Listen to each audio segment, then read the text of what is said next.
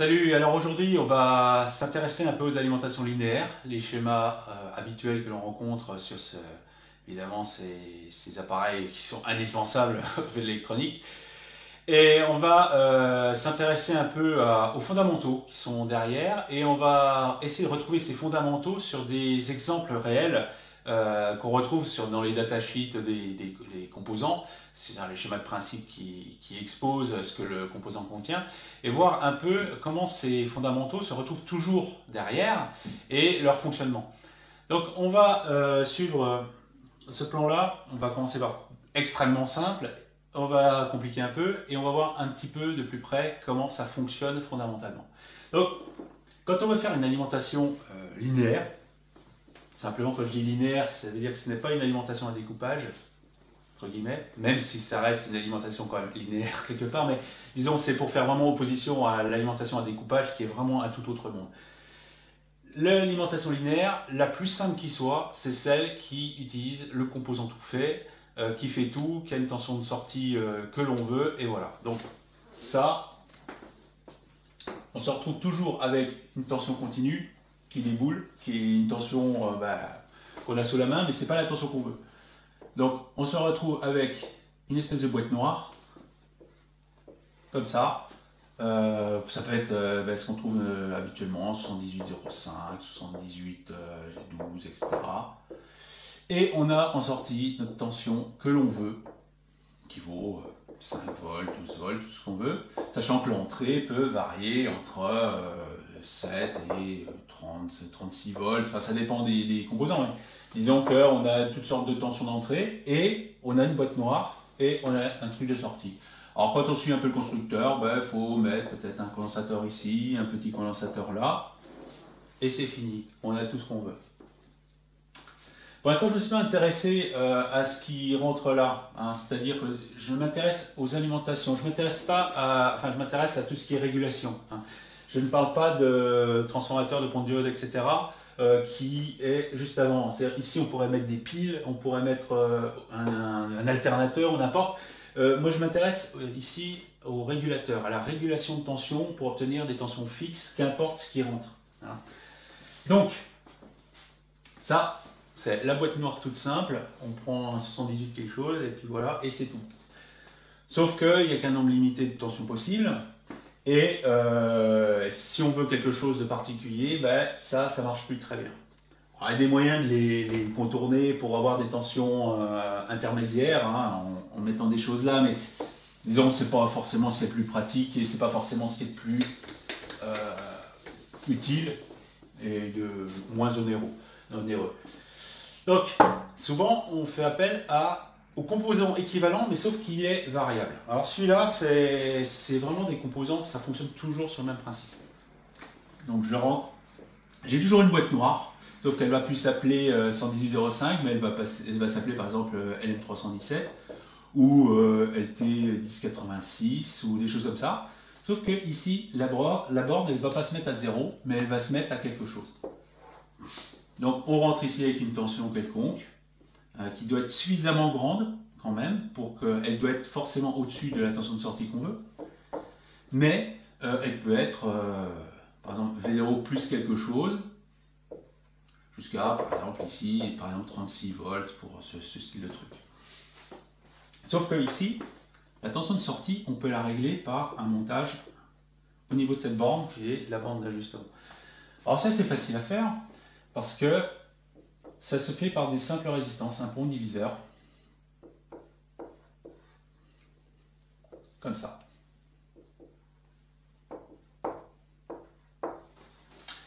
En fait, la tension de sortie est régie par la tension qui va se retrouver ici.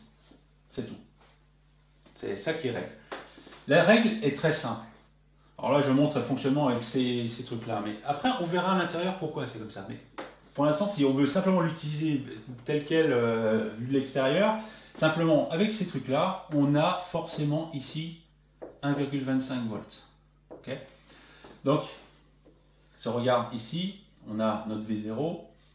Ici, on a 1,25 volts. Et donc ici, on a U0 moins 1,25. Voilà. Le principe, c'est qu'ici, on a 1,25 V, donc ici, il faut rajouter ce qui manque. 0 moins 1,25. Comme on est sur un pont diviseur, et que ici, on se met dans la situation où, ici, il n'y a pas de courant qui vient interférer dans le pont diviseur. C'est pour ça qu'il faut un pont diviseur qui n'ait pas des valeurs trop élevées, c'est-à-dire que le courant qui circule dans le pont diviseur soit très grand par rapport au courant qui pourrait rentrer là. C'est pour éviter, on perd de la précision si le courant qui rentrerait ou sortirait de là vienne interférer sur les tensions. On voit qu'en fait, c'est le rapport R1 et R2 qui va donner la tension de sortie. Simplement, aux bornes de R2, on a U0 moins 1,25 et aux bornes de R1, on a 1,25. Et il suffit de faire une règle de 3. Hein. Donc si on veut une tension U0, ben, ici on va avoir par exemple R2 sur R1 égale U0 moins 1,25 sur 1,25. On sort U0 et on a U0 en fonction de R1 et R2. Alors, les constructeurs habituellement préconisent 120 à 240 ohms pour R1 et puis le reste, ben, voilà, si par exemple on veut le double, ben, on met la même ici. Dans ce cas-là, on aura 1,25, 1,25, donc on aura 2,5. En fait, c'est tout simplement une règle de 3. Simplement, le rapport des résistances, c'est le rapport des tensions entre 1,25 et la tension de sortie moins 1,25.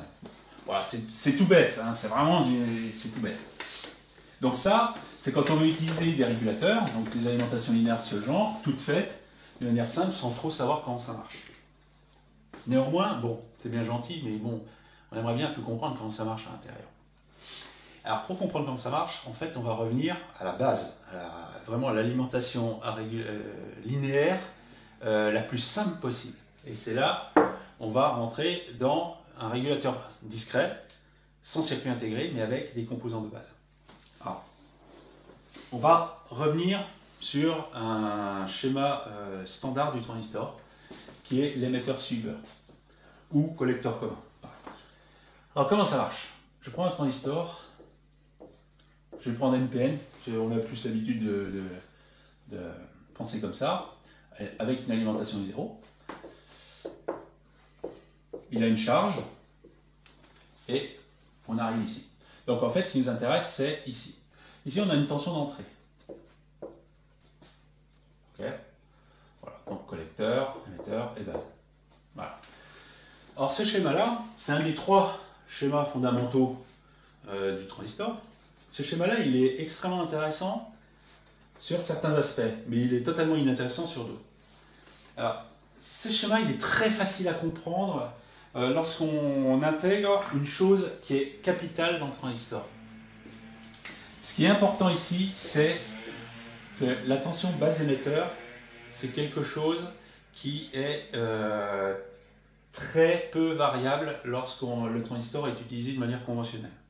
C'est-à-dire que cette tension-là, c'est environ 0,6 volts. C'est-à-dire, ce qui veut dire ici que la tension qu'il y a là et la tension qu'il y a là à cette quasi-constante près sont identiques. Simplement, ça veut dire que en sortie, la tension de sortie et la tension d'entrée vont quasiment se suivre à juste un petit offset près qui est la tension base émetteur. Et c'est ça le fondamental de ce style de schéma. C'est qu'on retrouve en sortie quelque chose qui est comme l'entrée à une constante près. Ce n'est pas une constante de gain, c'est juste un offset. Simplement, en gros, on va dire en gros, VS, c'est environ VB moins 0,6. Enfin, je vais dire moins 0,6, ce qui est le VBE qu'on retrouve ici. Ce VBE ne bouge quasiment pas. Ces transistors-là sont utilisés, comme je pourrais dire, en mode saturé. C'est-à-dire que on est dans une conduction. Ce transistor-là est en conduction et a une tension base émetteur qui est suffisante. Donc on se retrouve toujours avec une tension à peu près comme ça. Néanmoins, cette tension varie quand même légèrement. Et c'est cette variation légère qui va faire la régulation. Mais néanmoins, on se retrouve quand même avec des tensions de sortie et des tensions d'attaque qui sont du même ordre de grandeur, un offset près. Et donc le gain en tension est quasiment égal à 1. On retrouve la même chose. Si ici on double, ici on va se retrouver, on double à un offset près. Voilà, c'est ça que ça veut dire. Simplement, c'est un montage qui n'a pas de gain. Néanmoins, c'est un montage qui est extrêmement intéressant parce que ici, on a une impédance d'entrée qui est très très grande. Pourquoi l'impédance d'entrée est très très grande? Simplement, quand ça varie, ça varie à peu près pareil. Parce que ça bouge quasiment pas. Ça bouge, mais ça bouge du gain du transistor.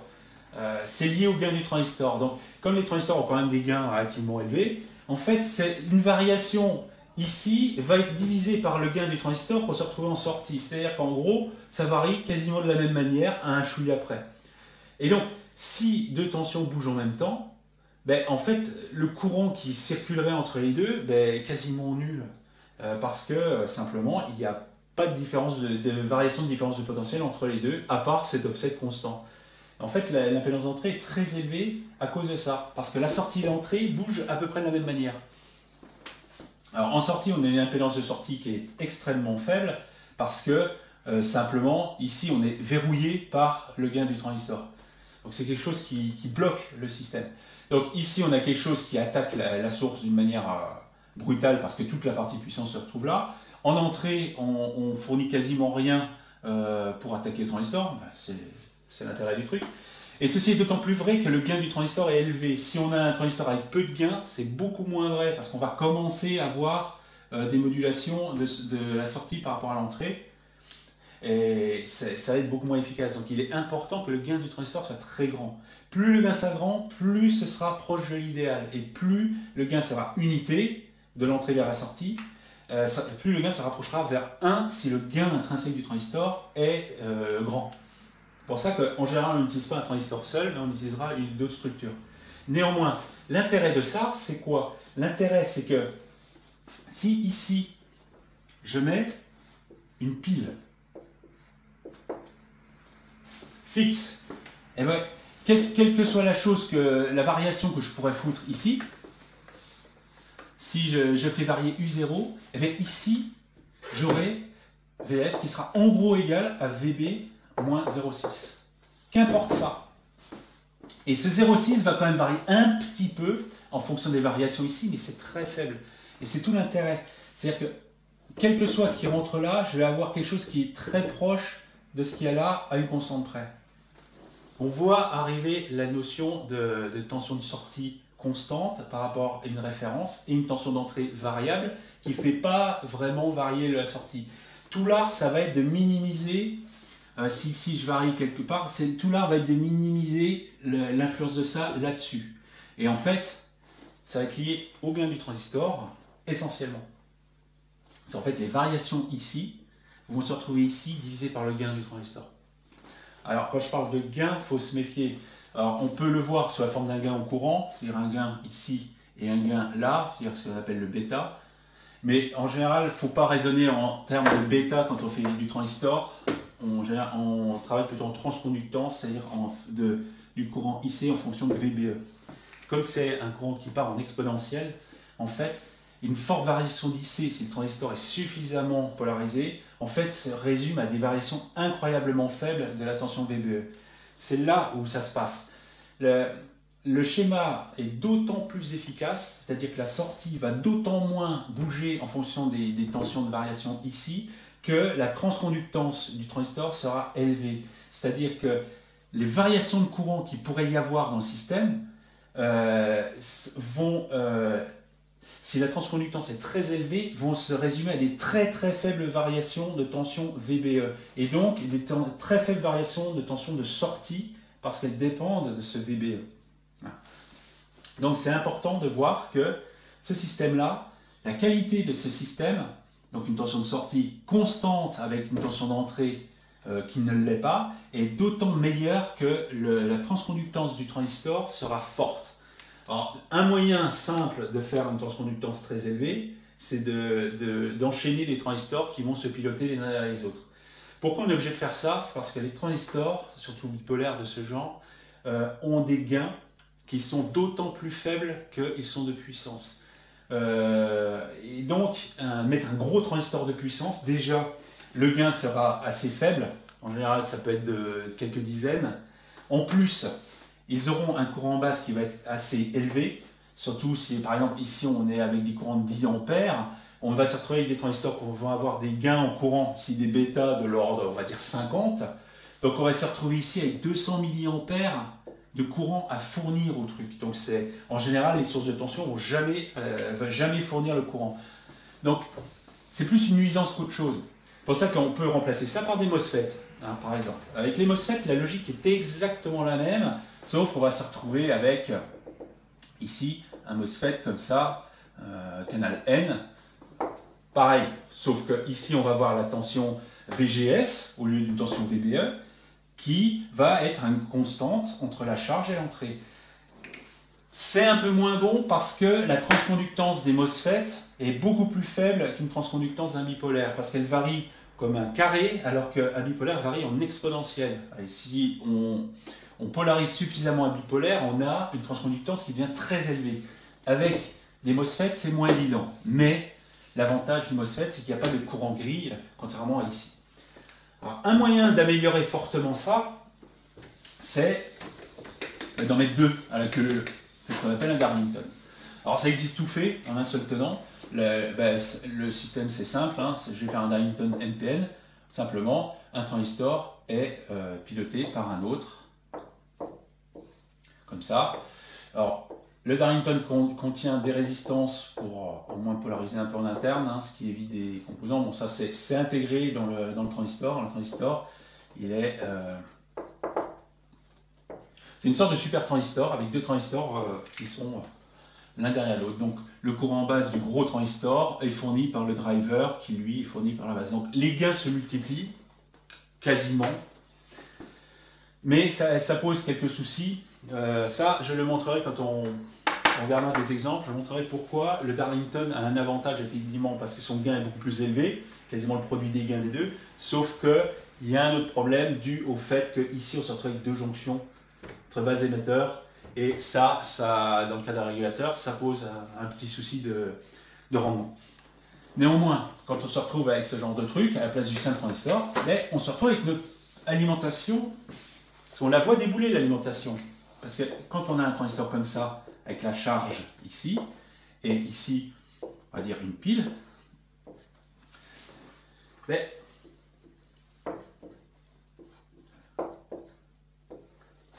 voilà le régulateur de tension minimum.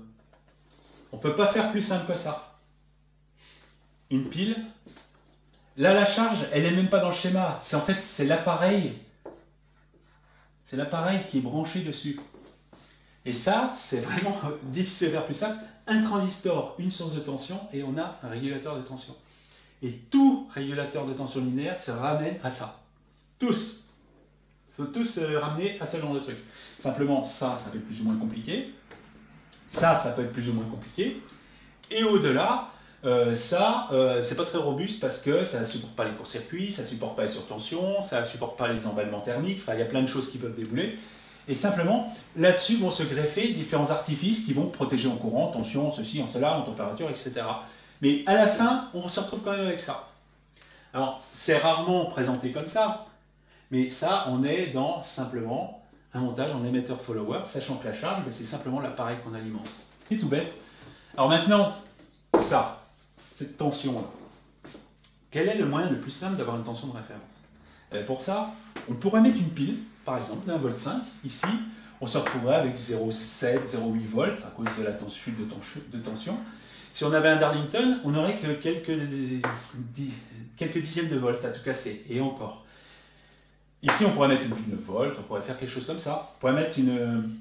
Mais si c'est attention, si le transistor était simple, il faut se méfier au courant ici, la pile se déchargerait dans le temps, etc. Donc, il faudrait mettre déjà un Darlington probablement pour éviter d'avoir des tensions, du courant de décharge qui viennent décharger la pile, évidemment.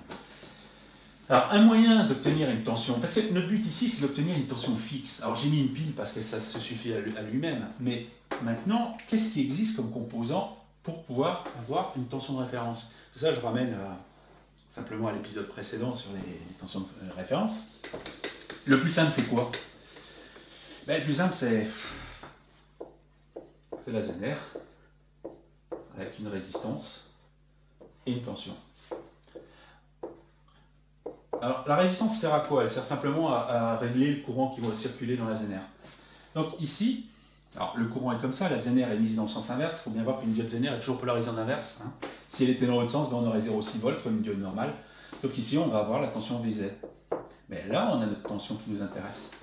Et si ici, je mets un transistor comme ça, et ici, je mets la charge, ben ici, là, bon, je vais avoir mes 0,6 volts environ.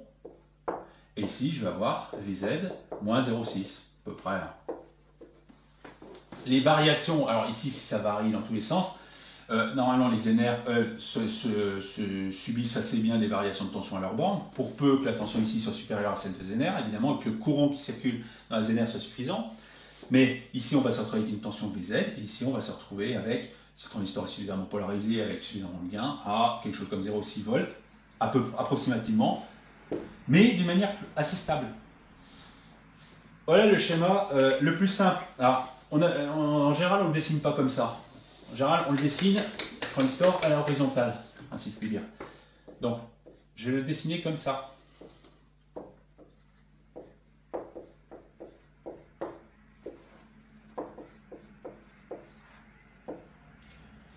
Ça, c'est l'appareil qui est branché dessus, le transistor et la Zener. La Zener, mais il manque une chose très importante, c'est la polarisation de la Zener. Donc le courant, ici, va là. On pourrait tout à fait mettre un MOSFET. Hein. Je mets du bipolaire simplement par habitude, mais on peut mettre du MOSFET. Donc voilà vraiment l'archi minimum du système. Évidemment, il ne marche pas très bien comme ça, parce que ici, si on fait varier là, en fait, on va se retrouver avec quelque chose qui varie là, simplement parce que la Zener, c'est pas super stable ni rien. Hein. Et puis, simplement, la résistance ici, il y a mettre quelque chose là. Donc, un moyen très simple de filtrer tout ça, c'est de mettre déjà un condensateur ici. Le condensateur ici va faire que toute variation haute fréquence fait que ça va court-circuiter la Zener et toutes les variations vont passer via la capa plutôt que ça. C'est un moyen de réduire fortement l'ondulation et le bruit dans ce cas de figure, mais c'est une amélioration. Et là, on retombe vraiment sur le schéma le plus simple qui soit d'alimentation à un transistor, une Zener, une capa, une résistance. Et on retombe toujours sur les trucs. Après, bon, on peut mettre une capa pour filtrer en sortie, une capa en entrée, et ça, c'est indépendant, on va dire. Et puis la sortie. Mais ça, ce n'est qu'un montage en émetteur-suiveur à gain 1. Simplement, l'entrée, elle est là, la sortie, elle est là. Et on a la même chose là que là, à 1 dB près. Voilà. Voilà le schéma le plus simple qui soit. Une tension de référence, un transistor, et puis voilà. Après, tout l'art est de rajouter des briques dans tout ça pour faire quelque chose de plus efficace, plus facile, plus sécurisé, plus robuste, plus stable, etc. Mais on retrouve toujours cette chose-là. Alors, il existe évidemment un nombre incroyable de possibilités. Ça, c'est la plus simple. C'est pour ça que j'ai commencé vraiment par l'alimentation la plus simple et l'alimentation la plus universelle et qu'on peut fabriquer soi-même avec des pièces. Alors, j'ai mis un transistor ici, évidemment. On peut améliorer ce schéma de cette manière. On peut ici mettre un Darlington. Bon, je le mets comme ça, bon, il y a les résistances intégrées que je ne note pas, mais disons on a le Darlington. Ici on peut mettre des Zener variables, enfin ce qui se comporte comme des Zener variables, avec toujours une capacité comme ça, une résistance parce qu'il faut bien alimenter ce truc, genre un TL 431, qui est, c'est pas une Zener, hein, c'est une band gap avec une amplification, etc. Mais ça se comporte comme une Zener, sauf qu'elle est réglable. Elle est de bien meilleure qualité qu'une Zener, elle a un coefficient de température beaucoup plus faible, etc. Mais associé à un Darlington, c'est-à-dire quelque chose qui a un gain beaucoup plus important et qui pompe beaucoup moins de courant là-dessus, on se retrouve avec une alimentation qui, ma foi, tient la route. Ça tient plutôt la route. Simplement, il y a un souci ici, c'est que ici, si on a U0, ici, on ne peut pas avoir mieux que U0 moins 2 VBE. Je vous montrerai tout à l'heure sur le schéma pourquoi, simplement parce qu'ici, on a deux transistors en série. Donc on peut pas, on est obligé de dissiper là-dedans au moins le courant fois 1 volt, 1 volt 5, et ça empire avec le courant. C'est-à-dire que ici, si on veut sortir 10 ampères d'un truc comme ça, on risque d'avoir 2 à 3 volts de chute de tension ici. Donc si on a 10 volts en sortie, il faut vraiment l'alimenter avec, on va dire 15-14 volts en entrée pour être sûr de ne pas avoir la tension qui va baisser, et la régulation aussi, parce que ce transistor-là est obligé d'avoir une tension suffisante de chaque côté. Ça, c'est le problème de ce montage avec des transistors NPN, dans le cas positif. Alors, dans le cas négatif, simplement, on se retrouve avec du PNP. C'est exactement pareil. La Zener est dans l'autre sens, parce que les courants sont inversés. C'est un PNP, mais toujours côté charge. Et puis voilà, c'est tout. Donc ça, c'est vraiment l'alimentation de base la plus simple et qui soit utilisable. C'est important, parce que c'est vraiment celle d'avant. Là-dessus, il n'y a aucune protection. C'est-à-dire que si par exemple je court-circuite en sortie, les transistors doivent supporter la tension d'entrée intégrale. Je ne parle même pas du courant. Mais il y a des choses comme ça qui sont importantes à penser lorsqu'on fait une alimentation. C'est que ce sont des choses qui peuvent, en cas de catastrophe, rendre les choses encore plus catastrophiques parce qu'elles ne sont pas protégées. Vaut mieux qu'il y ait un composant qui saute et qui stoppe tout, plutôt qu'un composant qui saute et qui foute la tension d'entrée de l'autre côté. C'est ça le truc, c'est qu'une alimentation, ça doit bien réguler, mais surtout aussi, ça doit bien protéger. Et ça, c'est vraiment un paramètre qui est souvent oublié, mais c'est vraiment, vraiment fondamental. Quand on a une alim comme ça qui va faire tout un système, par exemple digital, on va dire des DAC, des DSP, des trucs comme ça, tout d'un coup, il y a un truc qui pète, et pouf, on a du 8 volts qui déboule parce que le truc, il est complètement passant. Tout le circuit est mort. Donc ça coûte très cher d'avoir une alimentation qui défaille comme ça parce qu'elle refout en sortie ce qui est en entrée. Donc tout l'art des alimentations, c'est pas que de la régulation, c'est aussi de la protection. Et c'est même peut-être encore plus important. Parce que normalement, des très bons schémas sont relativement insensibles à des variations qui pourraient débouler. La qualité d'une alimentation, c'est vraiment un lot de choses. C'est pas que la régulation sous la charge, c'est beaucoup de choses autour. Mais bon, ça c'est l'alimentation la plus simple et la plus utilisable en dehors du fait qu'il n'y a aucune protection dessus. Il n'y a pas de limitation au courant, il n'y a rien de tout ça. C'est pas grave, c'est pas grave. Ça c'est quelque chose qu'on va regarder, qu'on va pouvoir essayer d'observer sur des vrais schémas. Sur des vraies notices d'application de constructeurs. On va en regarder quelques-uns et on va pouvoir, sur le dernier exemple, passer à ce style de régulateur qui est plus moderne, qu'on appelle les LDO, qui tente de résoudre le problème de la tension de déchets qu'il y a entre l'entrée et la sortie. C'est un souci, surtout dans le monde numérique, dans le monde digital, où on n'a pas forcément accès à une grande plage de tension entre entrée et sortie, et surtout, on ne veut pas perdre des watts parce qu'on se retrouve avec des courants très élevés. Il faut bien voir dans le monde digital, quand on a une carte mère avec un processeur Intel, il faut bien voir, c'est des dizaines et des dizaines d'ampères. C'est monstrueux. Ce sont des alimentations difficiles à maîtriser, à bien faire. C'est vraiment un système extrêmement compliqué à mettre au point. Une carte mère, c'est vraiment un exploit technique en soi, même si ça coûte 30 € chez Cdiscount. Derrière, c'est incroyable au niveau des alimentations, la technologie qu'il y a. Et donc, ça, c'est obligatoire dans cette situation. Donc, là, j'ai montré le régulateur discret de base. Je vais juste dire un mot sur des évolutions de ça, sachant que on se retrouve souvent dans la situation où on a un transistor, voilà, je vais le schématiser comme ça, un transistor comme ça, qui est alimenté par quelque chose, je vais symboliser par un ampli-op, qui compare une tension de référence avec la tension de sortie.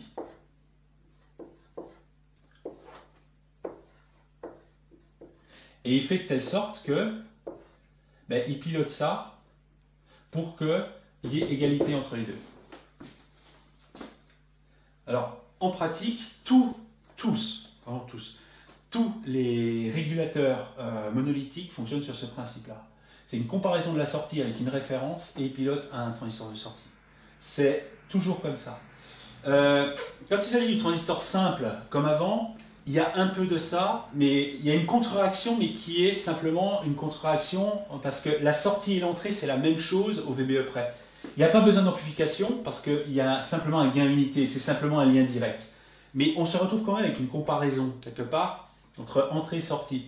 Sauf que dans le cas du transistor, entrée-sortie, c'est la même chose, c'est le même. Donc il n'y a pas besoin de composants actifs. Néanmoins, quand on est avec des tensions d'entrée qui sont données par un diode, des tensions de sortie qui n'ont rien à voir avec la tension d'entrée, par exemple un M317 où on se retrouve avec du 1,25 volts et qu'on veut sortir du 12 volts, on ne va pas pouvoir le faire avec un simple transistor et comme ça.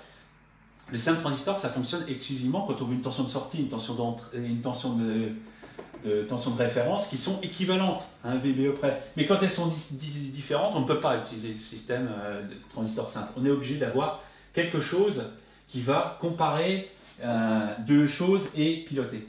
Mais ça reste, ça c'est la version, on va dire, un cran au-dessus des précédents. C'est lorsque on veut comparer une tension de référence qui n'a rien à voir avec la tension de sortie.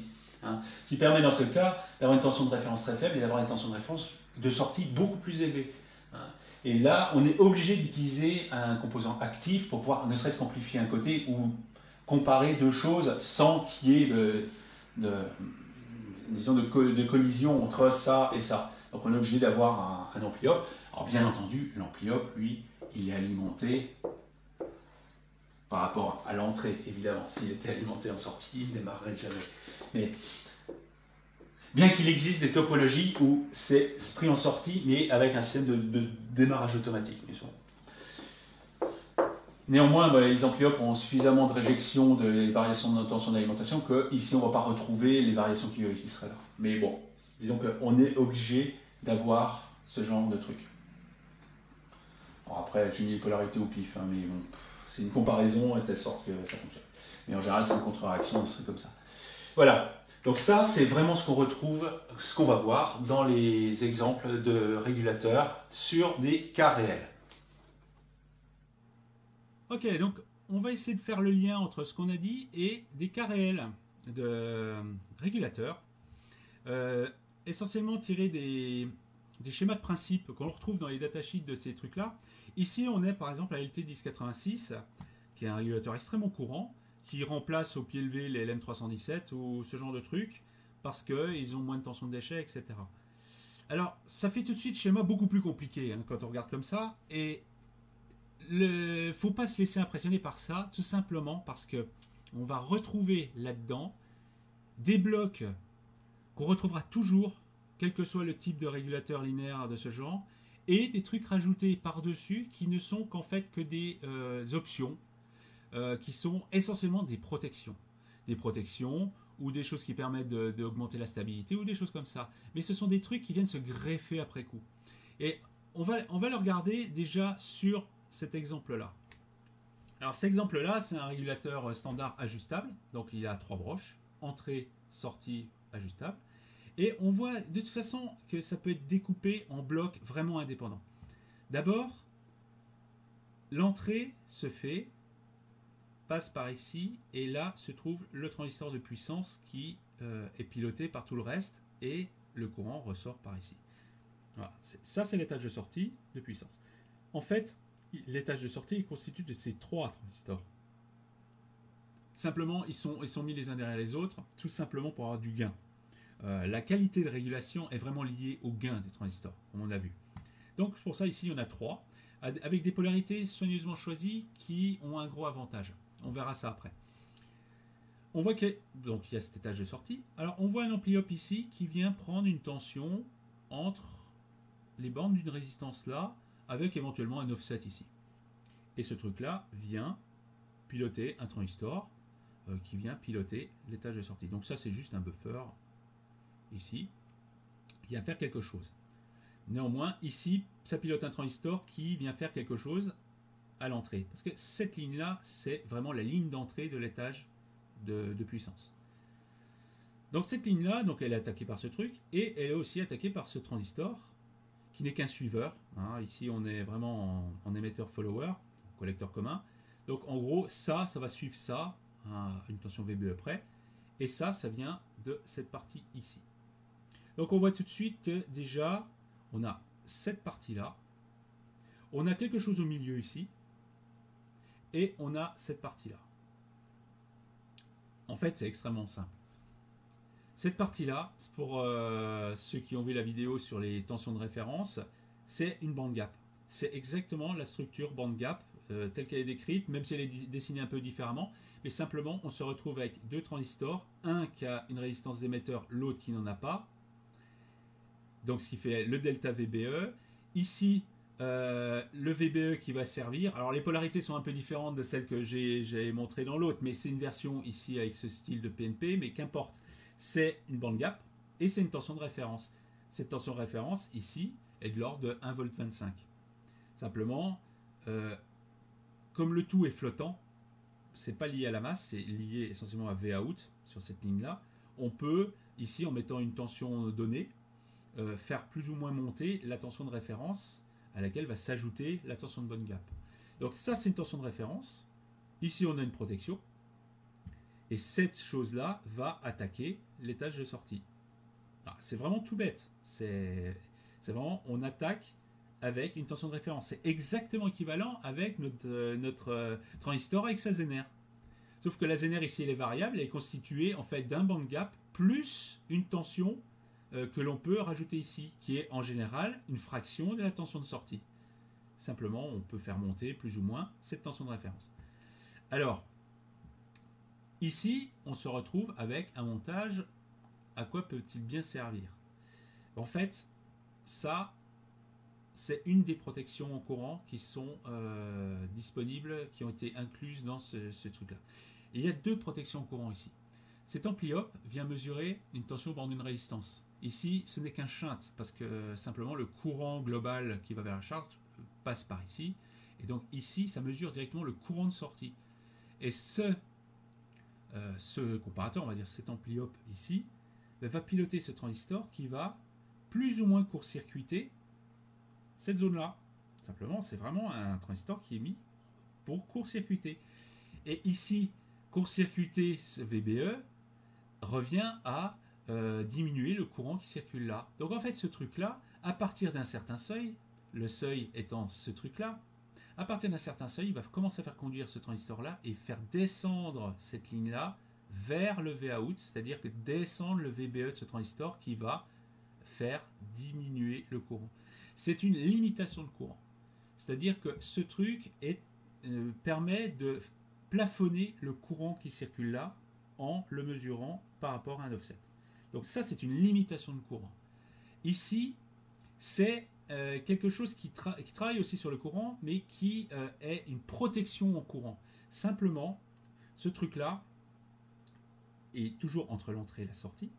Donc il y a un système ici on va dire de point de repos particulier. Simplement, si le courant commence à devenir trop important dans cette résistance-là, ça veut dire que la tension entre l'entrée et la sortie devient trop importante. En fait, ce système-là va commencer à avoir une tension suffisante ici pour faire passer ce transistor-là, qui lui va commencer par court-circuiter ce transistor-là. Et comme ici on se retrouve avec un VBE, ça va faire descendre cette tension-là. Et en faisant descendre cette tension-là, il va ici, de fait, descendre cette broche-là. Donc en fait, ça va limiter le courant en sortie par ici. Alors, à quoi ça sert? Simplement, la limitation en courant de ces régulateurs dépend de la tension de déchet. Quand la tension de déchet est grande, c'est-à-dire la différence entre tension de sortie et tension d'entrée est grande, la limitation en courant doit intervenir plus tôt. Et donc cette partie-là permet de faire une limitation au courant en fonction de l'écart de tension entre l'entrée et la sortie, indépendamment de la mesure de courant ici, qui est la valeur absolue, maximale. Donc ce sont deux limitations au courant qui agissent en même temps, une par rapport à la différence de tension entre entrée et sortie, et l'autre par rapport au courant qui circule. Mais les deux restent des limitations au courant que l'on pourrait tout à fait enlever si on est sûr qu'on est dans les clous. Ce sont des protections qui viennent se rajouter, qui n'ont rien à voir avec le fonctionnement intrinsèque du départ. Alors, si on regarde un autre exemple, ici on est dans la série des 78 000, donc vraiment les trucs 7805, 7809, etc. Et c'est un tout autre schéma, mais en fait c'est totalement équivalents. Alors, rapidement, ici on se retrouve avec l'étage de sortie. Ici on est avec un pur Darlington. Ok. Ce Darlington, il est attaqué ici, par cette chose-là, sur cette ligne-là. C'est cette ligne-là qu'il pilote. Alors, comment ça se passe? C'est comme l'autre, si on regarde à l'autre bout, on voit qu'il y a une Zener, il y a une source de tension. Ici, une Zener, c'est en général des tensions supérieures au band gap. Donc qu'est-ce qui se passe? La Zener est là, est polarisée par une résistance. Un émetteur suiveur, donc le charge pour éviter que la Zener puisse débiter autrement dans rien, enfin qu'il n'y ait pas de courant qui aille ailleurs que dans la Zener. En fait, ici, on déboule avec une tension Zener moins 0,6 volts. Il y a toujours une baisse ici qui est plus ou moins constante. Ici, on a un diviseur de tension qui, simplement, va être différent selon le modèle du 78 000. Selon c'est un 110,05, 12 ou tout ce qu'on veut. En fait, ce rapport de résistance va différer. Et ici, en fait, on a un ampli-op. C'est un ampli-op avec le différentiel ici, avec la sortie qui rentre là et l'entrée qui rentre là. Et ce truc-là va mesurer la différence entre les deux. Et on a l'étage de sortie qui est là. Le transistor de sortie, il est ici. Et c'est lui qui pilote l'étage de sortie. C'est dessiné, ça fait vrac, mais c'est un ampli-op adapté à ça. C'est un ampli-op simplifié, qui n'est pas non plus un truc extrêmement sophistiqué. Mais on retrouve évidemment ici un miroir de courant pour alimenter le tout. On trouve quelques transistors de protection. Par exemple, celui-ci. On retrouve toujours ces structures-là. Base émetteur avec une résistance qui est mesurée. Et donc, en fait, on mesure la tension. Et quand cette tension devient suffisante, ce transistor court-circuite entre son émetteur et le collecteur. Et en fait, ce truc-là court-circuite l'étage de sortie. Et donc, ramène cette chose-là à quelque chose de plus bas. Donc, ça empêche le courant d'aller trop loin. C'est une protection courant. Il y en a une autre ici. Ici, on a une résistance shunt là. Ici. Et qu'est-ce qu'on a ici? Encore un VBE qui est mesuré avec un shunt. Et qu'est-ce que ce transistor fait? Il court-circuite la base ici avec la sortie. Donc on limite le courant.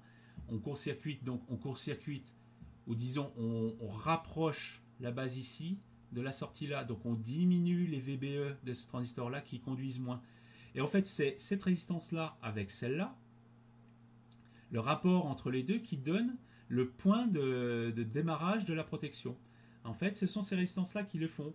Ici, on a une Zener qui impose une tension ici. Donc ici, on a on va dire une polarisation du système.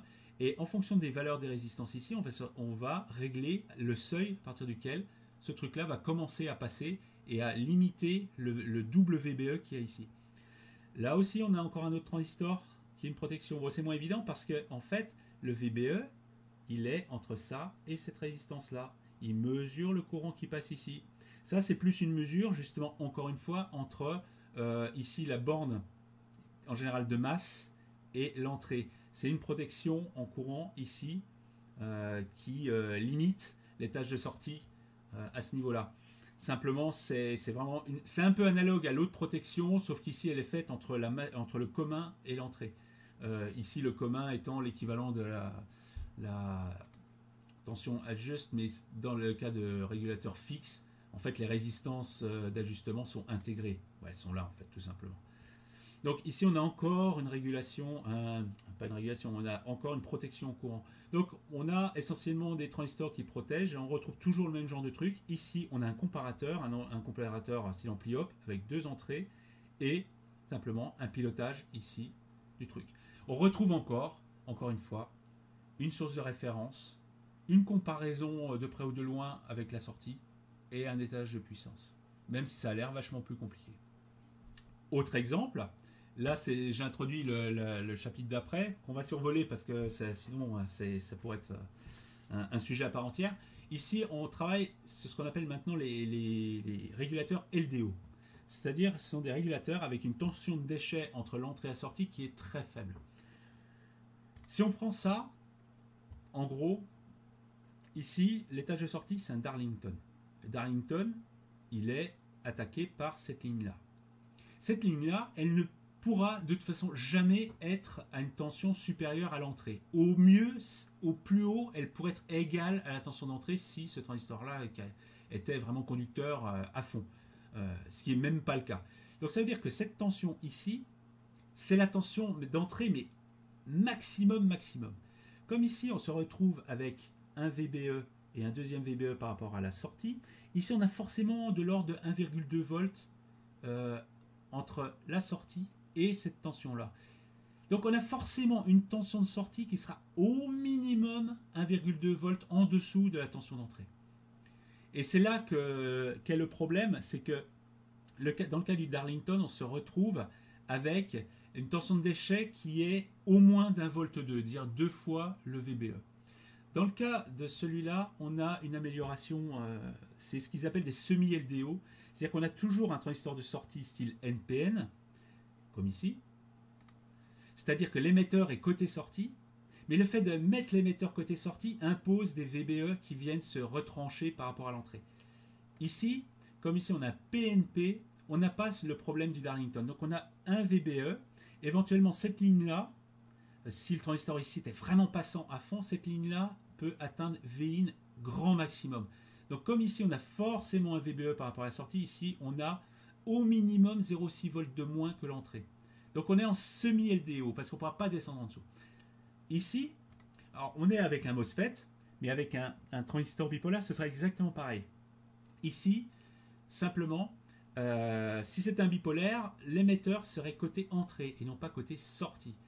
Donc le VBE va être pris à l'entrée. Donc la patte d'attaque sera VBE ou ici VGS en dessous de la tension d'entrée. Mais ça ne limite en rien la tension de sortie qui peut être quasiment égale à la tension d'entrée, surtout si on utilise des MOSFET où les tensions de déchets, les tensions drain-source peuvent être extrêmement faibles. En bipolaire, ça peut être relativement faible. On a des pertes qui sont vraiment liées aux caractéristiques de conduction du transistor et non pas au VBE ou au VGS des transistors. C'est le fait de le passer de l'autre côté améliore grandement la tension de déchets ici. Donc ça, c'est ce qu'on appelle des LDO. Simplement, le transistor a été renversé. Sauf que, contrairement à ce que j'ai dit tout à l'heure, la différence, c'est que maintenant, on n'est plus dans un mode en émetteur-suiveur ou collecteur commun. Là, on est passé en émetteur commun. Et donc, on se retrouve avec un transistor qui n'est plus du tout dans la même configuration. Et ça va changer pas mal de choses et ça va rendre le schéma beaucoup plus difficile à faire avec des composants discrets. Et même des régulateurs comme ça pourraient, même dans certains cas, osciller quand même s'ils sont utilisés avec des composants qui seraient inadaptés. En l'occurrence, des condensateurs de sortie trop forts, pas trop bons ou des choses comme ça. Et là, on va se retrouver avec quelque chose qui est plus difficile à faire. Mais ces LDO, non seulement ils permettent de chauffer moins, de perdre moins de trucs, mais lorsque on utilise ce style de régulateur comme ceux-là, ce sont des régulateurs de 1,5 volt, 1,8 volt, ce sont des trucs utilisés dans les cartes mères et des choses comme ça. Simplement, on essaie d'obtenir par exemple 2,5 volts par rapport à une tension qui pourrait être de 3,3 volts. Donc, hors de question d'obtenir 0,6 volts ou 1 volt de chute qui ne peut pas être mise en dessous. C'est-à-dire que si c'était un régulateur comme ça, les 0,6 volts de perte de fait et au minimum, de toute façon, ne pourrait pas être utilisable dans cette configuration-là. D'autant plus que ici, on se retrouve avec des régulateurs qui sont à très fort courant. On peut avoir ici des trucs de 10 ampères, mais avec des très faibles tensions. On retrouve très souvent des courants très élevés avec des faibles tensions dans les cartes mères. Donc hors de question d'utiliser la configuration standard ici.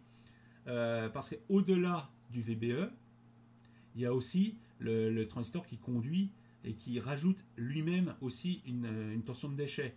Donc on se retrouve avec, dans une configuration standard, des pertes qui peuvent être de 1 volt, 1 volt et demi. Alors si on est à 10 ampères, ça peut être 2 volts ou 2 volts et demi. Donc c'est totalement inutilisable dans un contexte numérique comme ça, où on veut passer de 3 volts 3 à 2 volts, à 1 volt 8 ou quelque chose comme ça.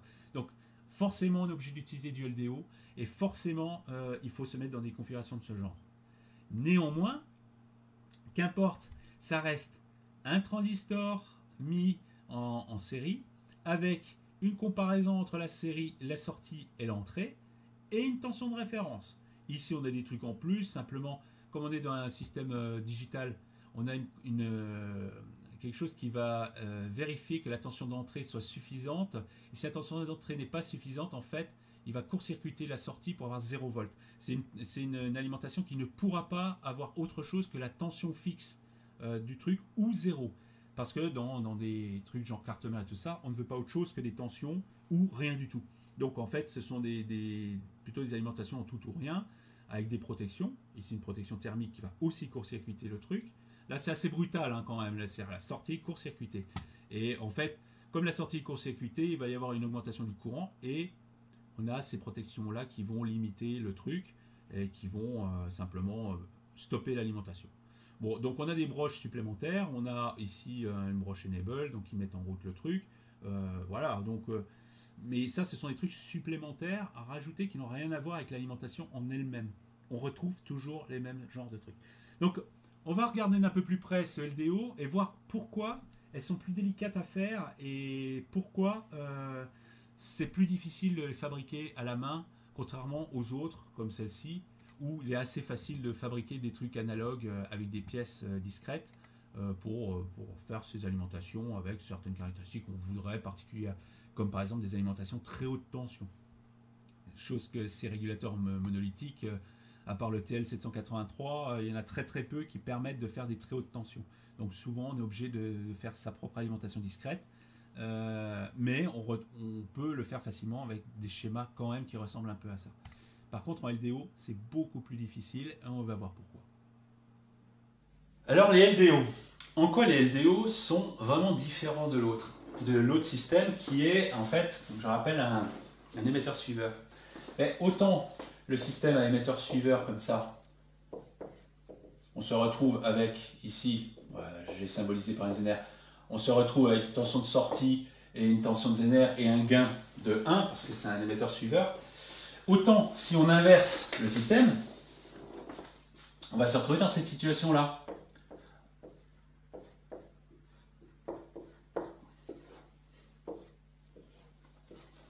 On va se retrouver dans cette situation-là. Et ça, c'est un émetteur commun. On sort ici, hein, c'est toujours là, c'est la charge. C'est un émetteur commun. L'émetteur commun n'a pas du tout les mêmes caractéristiques qu'un émetteur suiveur ou d'un collecteur commun. Le collecteur commun, il a un gain de 1, quasiment 1. D'autant plus proche de 1 que le gain du transistor est élevé. Mais quand on est ici à émetteur commun, eh bien, on a du gain. On a un système avec du gain, et le gain d'autant plus élevé que le transistor a du gain. Et là, on tombe dans un problème d'amplification. Autant l'autre, il a un gain inférieur à 1, donc il ne peut, par principe, pas osciller. Quand on a un système qui amplifie, s'il y a une contre-réaction quelque part, et là, il y aura forcément une contre-réaction, parce qu'il faudra bien prendre la tension de sortie quelque part, la comparer avec quelque chose,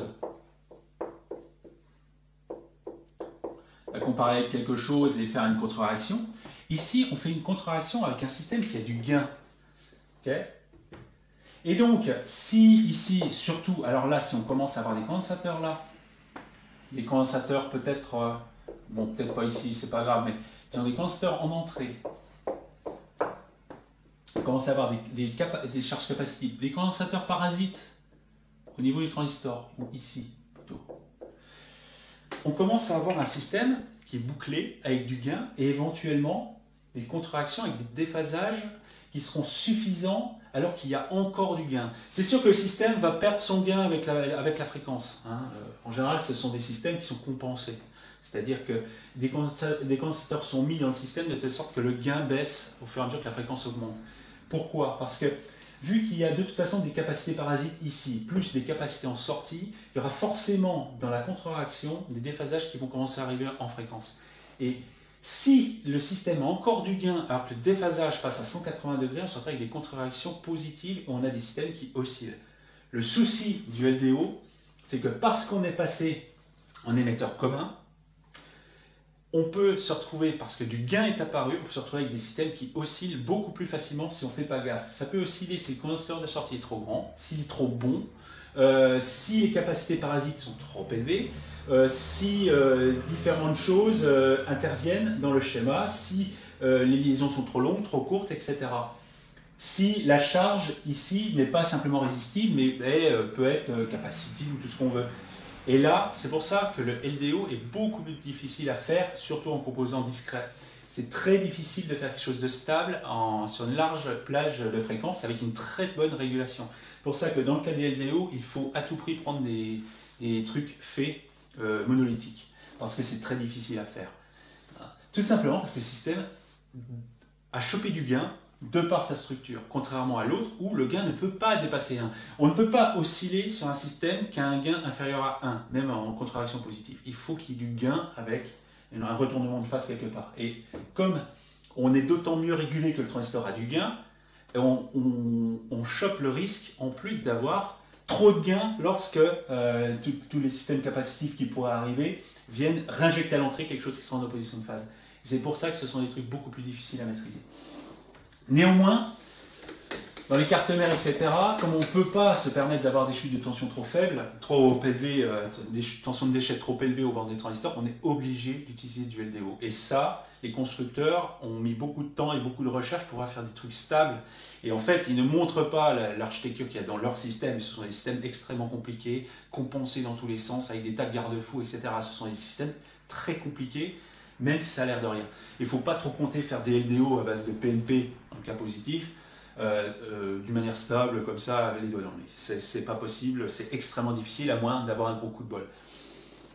La force des constructeurs là-dedans, c'est de pouvoir finalement fonctionner bien dans beaucoup de situations. Mais on peut facilement se retrouver avec un régulateur LDO, tout fait monolithique et tout ça, qui se met à osciller ou à avoir des caractéristiques dynamiques extrêmement mauvaises, simplement parce qu'on a mis un condensateur de sortie trop élevé, trop bon. La qualité du condensateur de sortie ne doit pas être trop bonne, parce que ça, de manière dynamique, il n'y a pas d'amortissement du tout au niveau de la charge capacitive, et ces choses-là n'aiment pas trop les charges capacitives. Il ne faut pas mettre des grosses capas en sortie des LDO. Il vaut mieux avoir une tension bien fixe en entrée, la plus fixe possible, pour qu'en sortie, il y ait le reste de la régulation qui agisse. Il ne faut pas mettre de grosses capas en sortie de LDO. Ça, c'est le problème. Donc, voilà. Vraiment, le LDO et le régulateur habituel, ce sont vraiment les deux grandes sortes de régulateurs linéaires qu'on retrouve un peu dans les catalogues. Donc, ceux-ci sont plus modernes, ont des rendements supérieurs de fait, mais sont quelquefois un peu difficiles à faire, à utiliser dans des cas difficiles. Et souvent, on ne peut pas faire autrement parce que, par exemple, quand on veut attaquer des microcontrôleurs, des DAC, des choses comme ça, on ne peut tomber que sur des LDO pour faire les différentes alimentations de ces puces. Ok, donc là, on a vraiment regardé la partie régulation de base et tout ça, mais autour de ça, comme on l'a vu sur les exemples, sur les notices des constructeurs, il y a beaucoup de choses qui viennent se greffer autour pour pouvoir faire les choses. Alors, je vais donner un exemple, le limiteur de courant. Alors ça, c'est un truc qu'on retrouve assez souvent. J'ai déjà dit là-dessus, mais c'est vraiment un principe qu'on retrouve, mais systématiquement. Le principe, c'est on a une résistance qui passe avec un courant, ok, et on prend un transistor, ici je prends le cas NPN, voilà, c'est vraiment le truc de base. Donc ici on a un courant I qui se fait, et en fait, au fur et à mesure que le courant augmente, on a une tension ici qui augmente, et une tension VBE qui augmente. Et à partir d'un certain seuil, le transistor va conduire. Donc c'est un moyen de mesurer un courant. Et quand il s'agit d'un régulateur, ben, on peut prendre par exemple un régulateur standard, comme ça, tiens, et on attache directement à la base comme ça. Qu'est-ce qui se passe? Alors ici on a la charge. Qu'est-ce qui se passe? Alors ici c'est un shunt, donc c'est peut-être, on va dire 0,1 ohm, c'est tout faible. Hein. Ce qui compte, c'est d'avoir suffisamment de tension ici pour pouvoir commencer à déclencher ce transistor-là à partir d'un certain seuil. Et bien, qu'est-ce qui se passe? Ben, ce truc-là, ce qui fait conduire le transistor, c'est cette tension VBE qui vient de là-bas. Bon, en général, on met une isolation quand même, une résistance, quelque chose comme ça, pour éviter que ça vienne court-circuiter toute la machinerie derrière. Mais ici, c'est ça qui fait que ça circule. Alors, qu'est-ce qui fait ce truc? Ben, ce truc-là devient de plus en plus conducteur et en fait tend à faire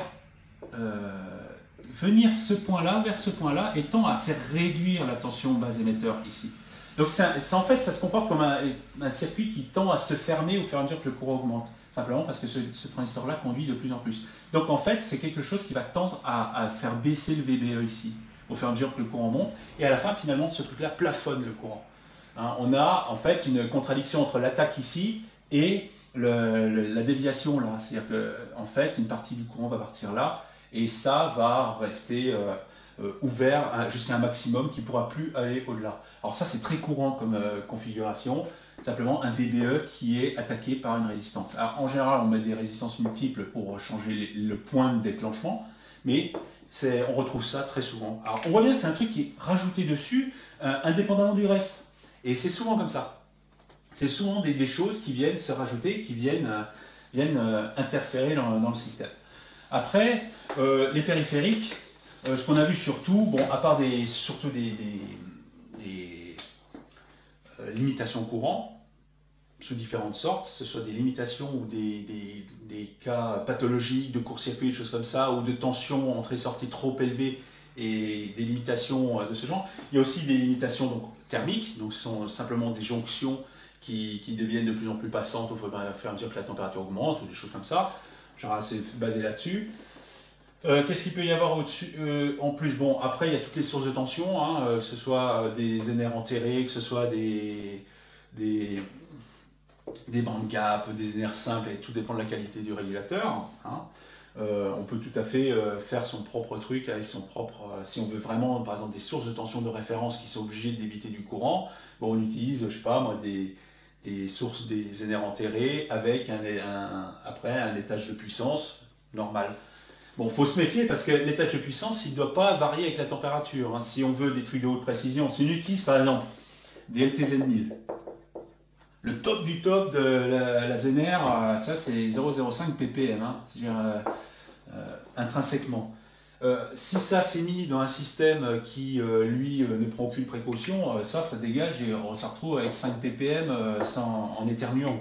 Il faut vraiment se méfier. Il ne faut pas mettre des sources trop bonnes si le reste du circuit n'assure pas. Après, plus on va dans des circuits de haut niveau, plus les problèmes déboulent et plus ils vont devenir compliqués pour contraindre tel ou tel paramètre. Ça va devenir assez difficile. Néanmoins, bon. Donc, périphériques, on retrouve toujours les mêmes. Hein. C'est souvent, le plus important, c'est vraiment les limiteurs de courant. Éventuellement, des limiteurs de tension. Alors, ça peut y avoir ce qu'on appelle des crowbars. En fait, c'est ce qu'on appelle des pieds de biche. Ce sont des trucs, en fait, quand on a... Alors, ça se met autour de l'alimentation, c'est vraiment pour protéger en cas vraiment d'accident brutal. Si on a un régulateur, ici, on a en fait un crowbar. Alors, en général, c'est un thyristor qui est piloté par quelque chose. En fait, c'est un court-circuit brutal de la sortie. Boum. Et en fait, ça court-circuite tout, donc on a 0 volt et tout le courant passe dedans. C'est en cas vraiment où, par exemple, il y a la tension ici qui devient, par exemple, c'est pour alimenter un truc numérique qui a 5 volts. À 5,5 volts, il y a le truc qui court-circuite brutalement. Et le but, c'est de faire sauter un fusible ou quelque chose avant pour éviter toute surtension. Alors ça peut être de la circuiterie qui est en sortie des régulateurs, qui sont ce qu'on appelle des crowbars. Ou pied de biche, en fait, des trucs, c'est très brutal. Mais le but, c'est de faire sauter ce qui est avant plutôt que ce qui est après. Mais c'est toujours pareil, ce sont des protections. Ok, donc je vais dire un dernier mot sur régulateur shunt. Bon, je ne vais pas rentrer là-dessus, ce sera probablement un épisode parce que c'est un régulateur extrêmement intéressant et malheureusement tombé en désuétude.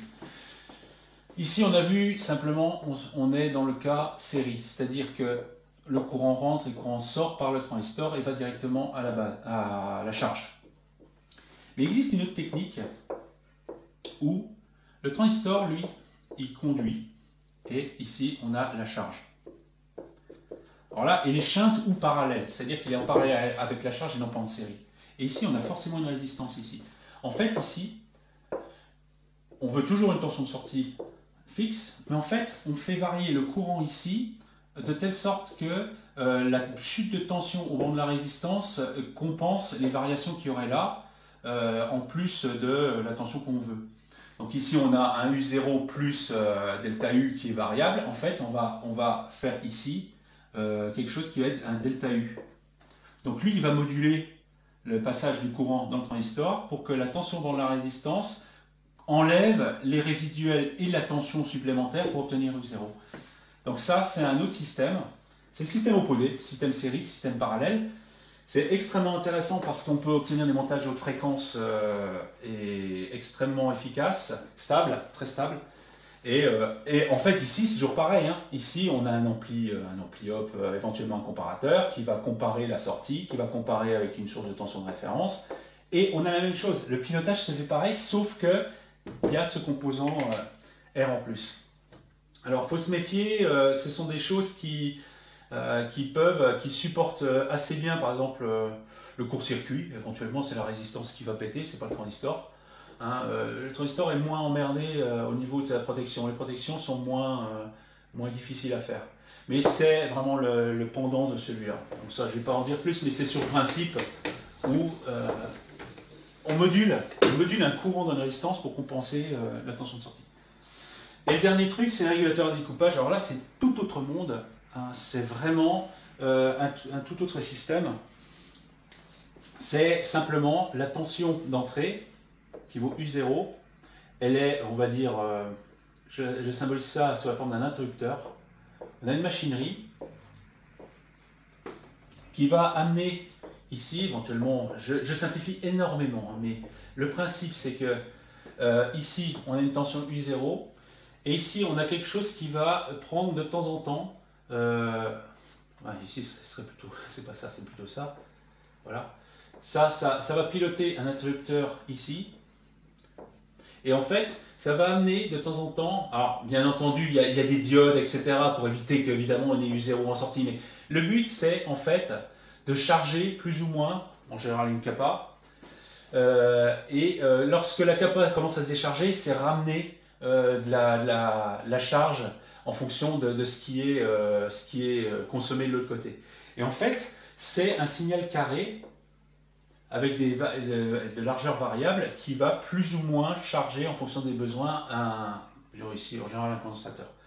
Alors il y a beaucoup de configurations. En général il y a une self, un condensateur et des diodes. Selon les configurations, on peut diminuer la tension ici, l'augmenter ou l'inverser. Ou même l'inverser et l'augmenter.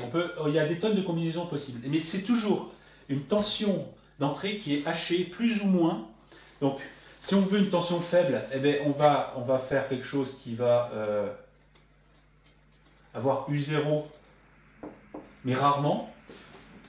À la fin, on aura au bord d'une capa quelque chose qui va être relativement faible par rapport à U0. On va avoir une tension qui va pas trop monter. Si on veut une tension de sortie plus proche de U0, ben on va avoir une conduction pendant plus longtemps. Simplement, l'idée c'est de prendre un élément accumulateur comme un condensateur et lui rajouter de temps en temps de la charge de telle sorte que ça compense ce qui est consommé de l'autre côté. Alors bien entendu le U0 ne va pas se retrouver au niveau, alors j'ai mis une diode mais c'est très très symbolisé et bien entendu tout est fait de telle sorte qu'au bord du condensateur on ait la tension qu'on veut en sortie et non pas la tension U0 hein, bien sûr. Je mets ça comme ça, mais c'est vraiment le principe. Je ne vais pas rentrer dans les détails parce que je ferai probablement un épisode là-dessus. Néanmoins, c'est une alimentation linéaire quand même. Parce que de toute façon, ici, ce truc-là, c'est un oscillateur éventuellement, mais il y a quand même un ampli op qui va comparer la tension de sortie avec une tension de référence qui va piloter ça. C'est pas digital ça. C'est pas digital. C'est une forme hachée, mais c'est du pur analogique et c'est du pur linéaire avec une contraction exactement comme les autres alimentations là. Bon, on fait une séparation, mais c'est vraiment artificiel. Mais le but, c'est quand même de mettre plus ou moins de tension chargée, de telle sorte que dès qu'on arrive à la tension voulue, on arrête et c'est consommé de l'autre côté. Puis voilà, c'est un équilibre, c'est une contraction et c'est purement analogique. Bon, ça, éventuellement, on pourra faire un épisode de plus. Alors, je vais finir sur un petit jeu. J'ai montré une photographie d'un schéma. On va retrouver un schéma que j'ai montré là déjà. Je l'ai déjà fait d'ailleurs, là, je l'ai montré sur le schéma que j'ai fait avec le TL431, etc. Et le commentaire à côté, et le but c'est de trouver où sont les erreurs dans le commentaire par rapport au schéma et de voir pourquoi en fait le commentaire est complètement à côté de la plaque là-dessus. On va regarder ça et puis on va l'étudier un peu pour finir cet épisode. Bien, alors voilà le schéma. On reconnaît celui que j'ai explicité tout à l'heure avec un Darlington Intel 431 et puis un truc variable avec le curseur de filtrage, la résistance d'alimentation ici, etc. Donc le jeu ici, c'est de trouver quelles sont les erreurs qu'il y a dans le texte et d'expliquer pourquoi. Moi personnellement j'en ai trouvé deux plus un truc idiot, mais peut-être qu'il y en a d'autres, mais en toute première approche il y a vraiment deux grosses erreurs plus une remarque absolument délirante. Et voilà, c'est le but, c'est de voir en quoi, par rapport à ce que j'ai dit, en quoi ce texte contient des erreurs et pourquoi.